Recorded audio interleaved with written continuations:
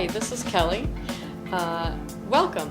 We are here today talking to Kelly, our guest of honor tonight, who's going to explain a furniture transformation about how to do it yourself when it comes to an old piece of furniture that has a stain on it. And Kelly's going to tell us a bit about how to refinish this furniture.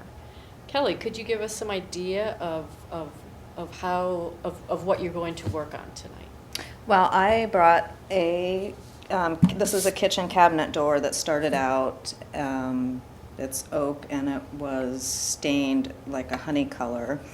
And the first thing that you have to do is you have to make sure that you have all of your tools that you'll need. And paintbrush, a little green scrubby, maybe some sandpaper and, a stir stick and stuff. And this for the varnish. And these tools, you can get at like a Home Depot or something like that? Yeah. Okay. The kit comes with some of it, but you'll need your own paintbrush and sandpaper and stuff. So now, what comes in the kit? So there's an actual kit that you can buy for there is refinishing? Yeah, and it comes in a variety of different colors, as you see on the lid. It comes in a bunch of different colors, but it has the 4 steps that you're going to need to refinish it, and you just have to follow the steps really diligently in order to prepare the wood, mostly to have the paint adhere to the wood that's already been stained. So. Okay, so I see. So you start by picking the color that you want to finish. Right. And then you go ahead. Now, what are the steps that you do to go ahead and refinish the piece of fabric or furniture? So the first thing that you have to do is you take the deglosser, which is kind of messy, so I would wear gloves, and you pour it on the green scrubby and kind of fold it in half, and you're going to have to vigorously kind of rub the whole surface down, front and back, and then let it dry for about an hour before you can start the next step. The step after that is to paint the color on it, and you do that in 2 coats, painting with the grain of the wood. And you need to let it dry for an hour in between each coat. Okay. Now, is this something that you could do while they're still hanging up in your kitchen, or do you need to take them off to do that?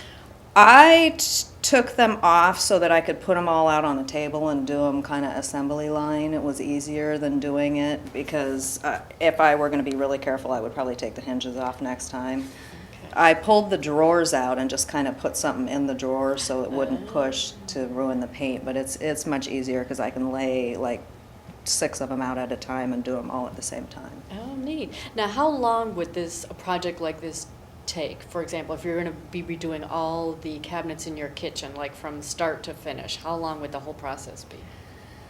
Well, the first thing that you need to do, obviously, was clean it all. So everything has to dry for about an hour in between each step, except for the step. This is 2 coats of paint, and I haven't put the varnish on it, which can make it look like it's a little bit old or has a patina on it. And you just kind of rub the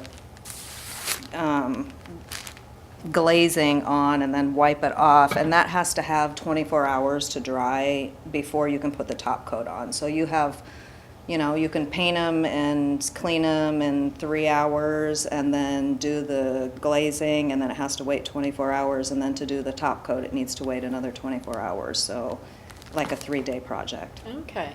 Now, does this work also with cabinets that are painted or just with cabinets that are stained? Can you actually remove the paint if they've been painted already and then paint them another color?